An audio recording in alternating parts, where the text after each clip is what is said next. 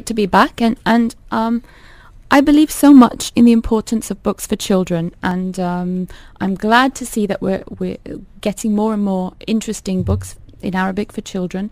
And I'm going to be talking today about a new series which is called The Adventures of Tame and Sami. Rania, we've got little translations here of the first chapter. Were those done by you?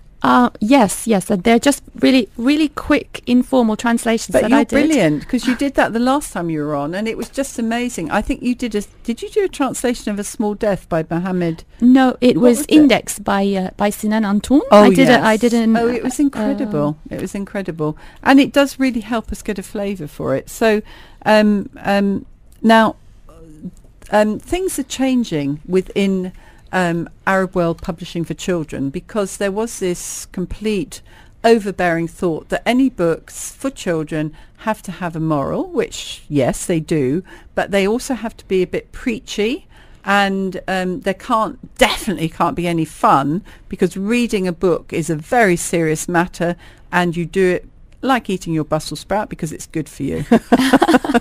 So, what about these books, Rania? The Mysteries of Tame and Sami. Well, I'm glad to say that I found them quite fun, Isabel.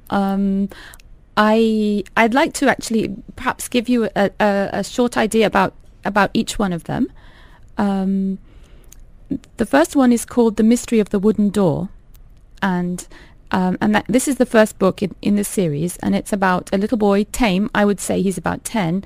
And his next-door neighbour and friend, Sami, and they have a chance to earn a reward for doing some chores for their elderly neighbour, Kanan. But the problem is the boys are just a bit scared of Kanan. She's very old, and she looks scary. There are rumours in the neighbourhood that she's a kidnapper. Now, Tame wants the reward, and he comes out as a sort of very logical child. He looks things up, and he knows these are rumours. So he says, well, according to the dictionary, rumours are just false information that's spread from person to person. So he goes into Kanan's garden to pick her oranges for her because he wants this reward, and his friend Sami comes with him. But then they hear this crying behind the door in the shed of Kanan's garden, so they're terrified, and they quickly make their getaway, and they assume it's obviously a child, a kidnapped child. Yes, they do, and also they see Kanan walking up to the door with a baby's bottle in her hand, and she warns them away from the door, and she says, "You're not allowed to." Do you know what? I bet I know what it is. I know what it is. You've just given me, because you only gave us the first chapter, so I'm left hanging now. Yes. So what do you think it is, Penny? If I say that, I'm going to give it away, aren't I? Yes. I think it's a goat. You may be right. You may be right. Okay. But because goats do sound very childlike when they're crying, don't and you they can just feed orphan goats with milk, yes, bottled milk. So, but it takes Tame a while to figure out that it's a goat, because he thinks it's a dog. Okay. When he rescues it. Yes, but he hasn't had the... You see, I have heard a goat crying. Yeah. And honestly, that's a guilt trip and a half, you know. I think we were... you know, when you have a whole lot of a herd of goats, whatever you call them, I suppose it's a herd of goats, isn't it? yes. Yeah. When the kids are born, you've got to tag them. You know, they've got to be... And they make a hell of a lot of noise, and they make you feel really guilty for doing it. Oh, I'm sure. My goodness, that sounds very painful. Yeah, I don't know that they ever tag goats in this part of the world. I don't think they ever do that. So how do you know which goat is yours? The goats know. Oh, the mummy. You mean they seem to know. No, the mummy goat knows who her baby goat is, but if my goat goes wandering off into, you know, my neighbors, my goats or even worse, my neighbour takes my goats. How do I then I don't know prove that they don't have any... I don't know that whether they brand them. We'd have to find out, because you see goats wandering, not so much now, but before they'd wander all over the place. And I don't think there was any goat napping that I ever heard about. And the same with camels. Camels would be much more valuable than goats. I think they were. I think that camels were branded, but I'm not sure if goats ever were. Well, you know, my favourite thing with Botswana, there would be cattle all over the roads, and they had, the municipality had, you know how you have a dog pound that goes and collects stray dogs. They had a little a truck that used to go and collect stray cattle, and you had to pay a fine to get your cattle back. But the fine was the value of like a packet of crisps and a Coke. You know, it wasn't going to put them off. So Tame and Sammy are having to get over their fear, as it were. Yes. But the thing is that Tame, I mean, he got over his fear and he went. He decided to rescue whoever the kidnapped person was, and he only told Semi about it, and he said, if I'm not back in an hour, call my mother. The thing is that Tame makes quite a discovery in the shed, as we've said. And he gets a bit carried away, so he forgets to tell Semi that he's actually back, and he gets into big trouble with the best of intentions. I don't want to say a lot more about the details of what happens, because I do hope that children will read this book and find out. What age group would you say would like this book? I would say 8 to 10, maybe. Yes. Maybe 11. And the kind of Arabic that's being written in? It's written in standard Arabic, but it's simple to understand. I find it very accessible, and because it's a funny book, and perhaps I like to talk about that a little bit more after we talk about the second book. I think that it's very attractive. I think that maybe we need to make an extra effort to attract our children to read in Arabic. Through humour? Do you think that's important? I believe that humour is extremely important. I mean, in English, I think that humour is one of the most popular genres in children's writing. And I believe that it's a type of children's book that we should take really seriously. And also not having perfect characters, because if you look at Horrid Henry by Francesca Simon, I mean, he is so naughty, but it makes children feel that bit better, because no child could ever be as naughty as Horrid Henry. And there is always a moral in the tale. He does get away with murder, but it makes every child feel, actually, I'm not as bad as that few. No matter how naughty a child is, they can never be that bad. Yes, and I think it's off-putting when the characters in a book are just too perfect or too well behaved, or whenever someone does something bad, they immediately learn their lesson. That's not life, is it? No, it's not, and it's too contrived. And I think that our children are much smarter than that, and which is why I like the characters in this book. Tame, for example, is very precise with time and facts.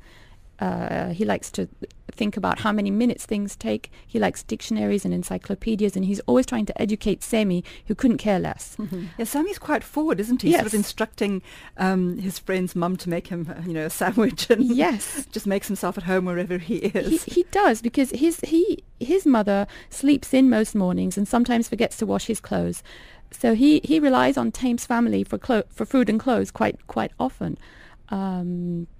The children are also quite observant. So Tame will often say, well, this is the expression that my mother makes when she's about to tell me off, or this is what she's going to follow on with. Yes, I picked that with your little translation. That was quite delightful, wasn't it? Yes. The children saying, well, my mother always says this, and when she says this, she also says this, that kind of thing. Yes, exactly. And when they see Kanen, for example, the elderly neighbour, they comment on the fact that her eyebrows are drawn on.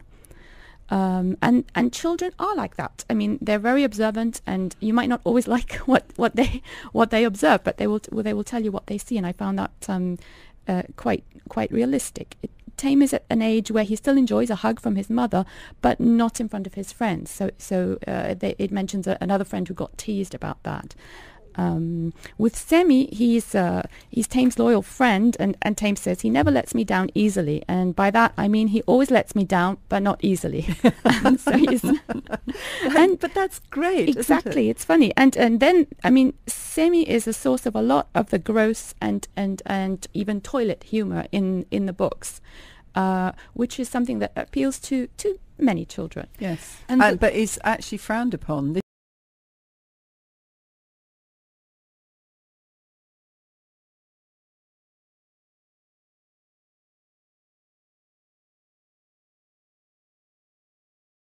this is the trouble, because I can remember someone phoning up and saying that they'd read one of these picture books and that there was a camel in it who was naughty and was doing naughty things. And where was the moral in this tale? And they shouldn't be allowed to publish things like that. And, you know, she was my age. And she said, you know, I'm not reading those books to my grandchildren. And I said, but actually that it's very funny. It's very funny. And children, it's this sort of the moralistic preaching, taking everything that could be enjoyable out of a book and just, you know, making it a bit preachy, which has to stop if you want children to pick up books for pleasure, I believe. Well, I want to show you this little illustration. Yes. And this is Wesάμι taking his revenge on the doctor who's about to give him a shot. So I want to... Oh dear, I yes. want to tell you the extent of the humour. When I say toilet humour, it's... yeah, it's there. It's there. It's there. It's there. And well, there's something to be said for sedition when it comes to children's literature. Yeah. And children would absolutely love that because they would... Oh, dear me. They would be ticked off for getting away with something like that. But children, they like to say words that they know are... connected in a way to toilet humour and things like that, and all sorts of things. So I think this is going to be a very popular book. But also, looking at the characters in there, they're very international. Although the book is in Arabic and it's obviously the names of the children are Arabic, it's not by what we see absolutely set in one place or another. That's a good point, Isabel. Actually, the book doesn't mention at all where it's set. The children, as you said, have Arabic names. There's Arabic food in the book, so lebna and with olives and mint. The weekend is Friday, but at the same time, to me, it feels a lot like American suburbia. They have backyards. They do chores for the neighbors. Tame talks about mowing the lawn himself. So it's sort of an urban environment rather than a rural one, which is very traditional and so they're relatable. Yes, but these to me are really, really American cultural references. They talk about pinky promises. These are not things, as far as I know, that are from Arabic culture, but I do know that children are... in the Arab world are exposed very much to global culture. So, for example, the book talks about Finding Nemo, the film Home. They talk about... Well, they talk about websites and messages from the school coming on the way. But isn't that a consequence of being this generation? For us, it's kind of alien because we lived in a world that was slightly smaller in that you had your community and what happened around you. But now the world is such a small... The world is a smaller place rather than your community is small, and so you have these cross references, don't you? Actually, I think that the website and the online communication was so realistic because this is how the children communicate now. Absolutely. We're going to take a short break. We'll be back with more from Rania and the Arab World section after this short break. From Shakespeare to Tolstoy, Stephen King to Danielle Steele, this is Talking of Books. In association with the Emirates Airline Festival of Literature. On Dubai Eye, 103.8. Now, back to the team. Welcome back to Talking of Books. I'm Isabel Hall. Co-host today is Penny Mackenzie, and we're in our Arab World section. And thanks to Rania Abdurrahman for telling us about this lovely series of children's books in Arabic with key characters Tame and Sami, who seem to have a lot of fun, but there are also some underlying serious issues. I'll just repeat one of our quiz questions again for our listeners. Name the month that follows Ramadan in the Islamic calendar. Send your text in to 4001 and please put your name. We've got lots of right answers, so keep them coming, and we will choose a lucky winner towards the end of the show. So the next book, because this is obviously a series about Tame and Sami. So tell us a little bit about the next book that you read, Rania. Okay, the next book is called The Secret of the Magic Growth Potion. And in this book, Tame and Sami are just starting the new school year. And they go to school and one of their classmates whose nickname used to be Little Chick, has grown big and scary over summer, and he's decided he's going. I would have won over. I would have given everything away. So he tells him, and meanwhile, Metin and his twin henchmen are terrorizing the class, so they're taking everyone's food and lunch coupons. And he also ruins Tame's football and threatens to hurt him if he doesn't bring another one in the next day. So Tame is too afraid to tell his mother about all this, and he asks Semi to bring his ball in, and that's how he gets roped into helping Semi find some quite unusual ingredients for this potion that he wants to make, the magic growth potion. And this doesn't end well. And Tame ends up in trouble with his father because of Semi's idiotic behavior, and he actually takes a fall for Semi. And I'll stop there. But I hope the children will read the rest of the book. So the serious issue here is bullying, which really has, I think, more and more been recognised by schools, and they do all they can to stamp it out. But it does happen. It does happen, and it has always happened. But I think now that children are more empowered to say something, speak about it, and these kind of books are really helpful because they sort of give a pathway for children maybe to discuss it with their parents and so on and so forth. Rania, it was interesting because what you've said when you've just sort of describing a little bit about the story, you mentioned that this boy who's the bully was actually quite small previously, so he'd been teased himself. Yes. So is that covered in more depth? Is there an empathetic kind of level that comes into it at all? It's touched on very lightly, Penny, and I think that the author has taken a light approach to this subject, but it's an opportunity for perhaps parents who read this with their children to discuss these topics, because it did mention the Tame, for example, mentioned that they there was a song that they used to sing about Metin last year, actually making fun of him being small. Yeah. So who's the bully and who's the bullier? So you need to think. I mean, he's now grown, and perhaps he's taking it out on the children. Often, and we know that bullied children are often victims of some kind of violence themselves. So it's a complex issue, and I think both bullies and victims need help in situations like this. So, do these stories take place a lot, sort of like in the children's domain at school, in their spare time, sort of out and about, and without parental sort of influence being too close by? Yes, I mean the parents are figure in the stories, but the children are very much the ones with agency and the ones making things happen. I mean, in the first story, Tame takes the matters into his own hands and decides that he's going to save the kidnapped person. And in the second one, he really wants to avoid talking to his parents about the bullying. He feels like he's going to get in trouble because if he tells them, they're going to school, and if they go to school, the bully will take it out on him. But Tame is a stickler for telling the truth, so he comes up with all these creative ways of answering his mother and not telling a lie, but still not telling her what happened. And that's another thing that could be a good talking point for parents with children, because I just talked about this with my son, and I said, if someone did this, what do you think about it? And he said, well, technically he didn't lie. And I said, well, all right. That's excuses coming up, isn't it? Yes. He's saying that even before he's in the same situation. Exactly. Exactly. Yeah. And it also touches very much on friendship and loyalty and taking the blame for one of your friends, not ever giving away. And that was a very, very strong part of my secondary school, I can remember.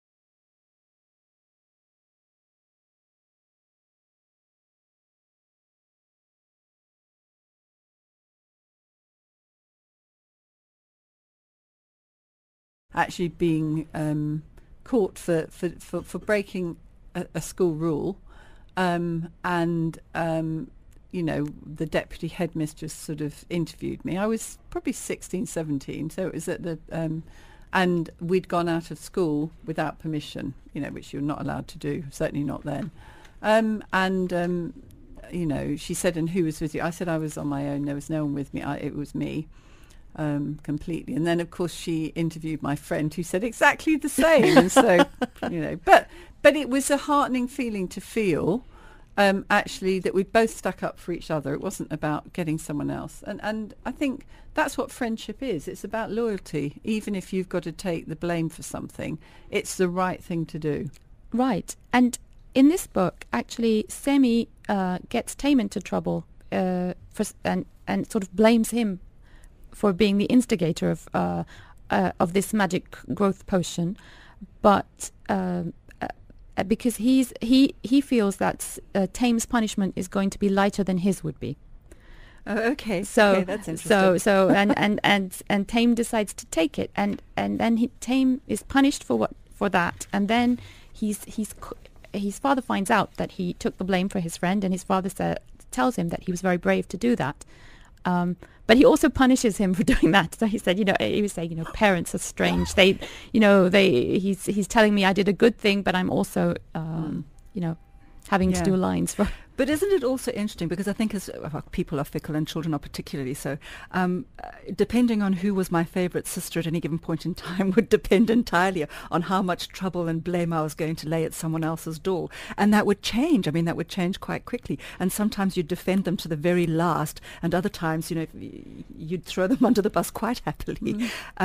Which is also quite an interesting sort of aspect of growing up and it's the dynamics, learning the differences. Of siblings and how you... yes, I think so. I think just thinking of my 5 children, it was him, it was her, there was, but school friends were very different. It's more, that's a whole different kettle of fish. Yes. Yeah. Yes. But even with school friends, there was, I'm not forgiving him, and then, after a while, perhaps becoming friends again, and then standing up for each other again. And so there's a whole dynamic of the ups and downs of friendship going on.